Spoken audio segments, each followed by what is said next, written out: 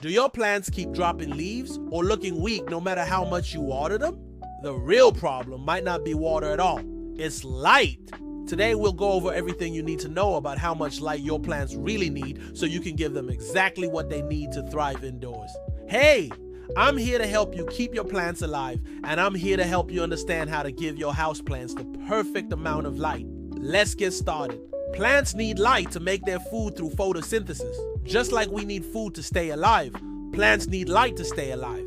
If you've ever seen a plant outside that has grown tall and leggy with pale leaves reaching for the light, you've seen the effects of too little light. So let's talk about how to avoid that and give your houseplants the perfect amount of light. The first thing to understand is how to tell the difference between natural and artificial light.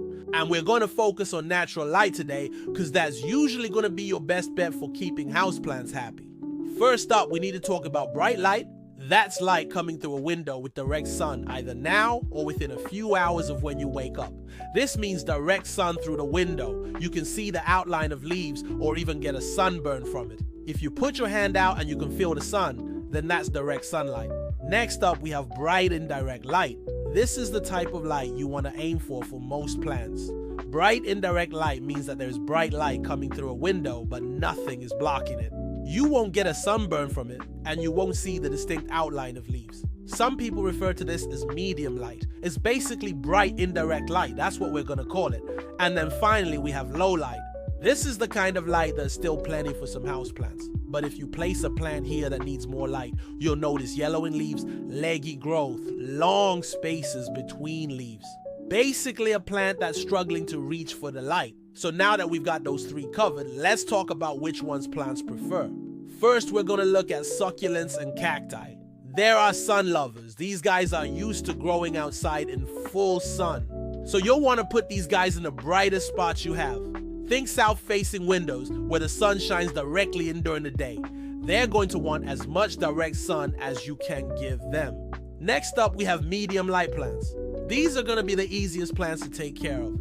They're not going to mind being moved around, and they're going to tolerate a little extra or a little less light than they'll need. Some examples are pothos, spider plant, cast iron plant, Chinese evergreen, prayer plant, monstera, philodendron, rubber tree, bird's nest fern. All of these plants are going to do well with bright indirect light. That's light coming through a window, but nothing is blocking it. You won't get a sunburn from it, and you won't see the distinct outline of leaves. Some people refer to this as medium light. That's what we're going to call it. And then finally, we have our low light plants. These are going to be plants that tolerate low light conditions, meaning they're pretty far away from a window. Some examples are peace lily, snake plant, ZZ plant. These plants are going to do well in low light conditions. That doesn't mean you should put them in the closet. You still want to give them bright indirect light if possible. But they're going to be forgiven if you miss a day of watering or you forget to turn them around so they can catch more light. They're going to be fine. Let's talk about directions. Where the window faces is going to dictate how intense the light is. North-facing windows get less intense light throughout the day. South-facing windows get the most intense light throughout the day. East-facing windows get morning sun, and west-facing windows get afternoon sun. Just keep in mind that if your plant is used to one intensity of light and you move it to another, you'll need to adjust how much water you give it. Now that you know where to put your plants, let's talk about how much light you should be giving them. Too little light is easy to diagnose. If you notice leaves turning yellow, especially the older leaves, or you notice leaves falling off, or if you notice your plant getting tall and leggy, stretching for the sky, trying to find more light, then you're probably not giving your plant enough light. Also, if you notice new leaves emerging and they're smaller than they should be, then you probably aren't giving your plant enough light. If you notice any of these things happening, try moving your plant closer to a window. Try an east or west facing window first. If that doesn't work, try a south facing window. If you notice none of these things, then you're probably giving your plant the right amount of light.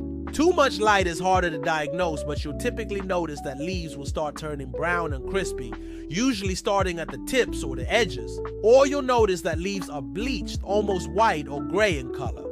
If you notice this happening, try moving your plant further from the window. Try a north-facing window first. If that doesn't work, try moving your plant to a space a few feet back from the window. What about artificial light? There are definitely times where artificial light can be beneficial. If you live in an area where you don't get much natural light, maybe you live in a northern climate, or your home is shaded by larger trees, you might want to consider supplementing with artificial grow lights. These are inexpensive to purchase online and come in a variety of sizes depending on how large of an area you need to cover. Another option is to pick up a fluorescent light, especially if you only need to light 1 or 2 plants. You can find these at most hardware stores. You want to make sure that the light you choose is designed for plants. Regular incandescent light bulbs won't provide the right spectrum of light needed for your plants to photosynthesize properly. A couple quick things to remember about grow lights. First, you'll want to position them high enough above your plants that they're not touching the plants or the pot.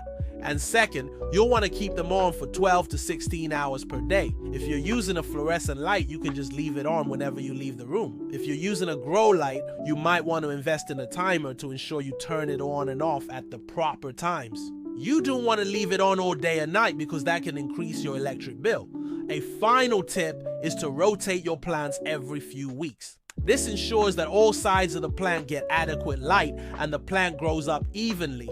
If you only have a few plants, you can always just rotate the pot they're in. If you have a lot of plants, it might be easier to just rotate each individual plant. There you have it. Now you know how to give your houseplants the perfect light to thrive indoors. Don't forget to hit the like button, subscribe for more plant care tips, and share your own plant experiences in the comments below. And if you want to learn how to water your plants properly, check out this video next.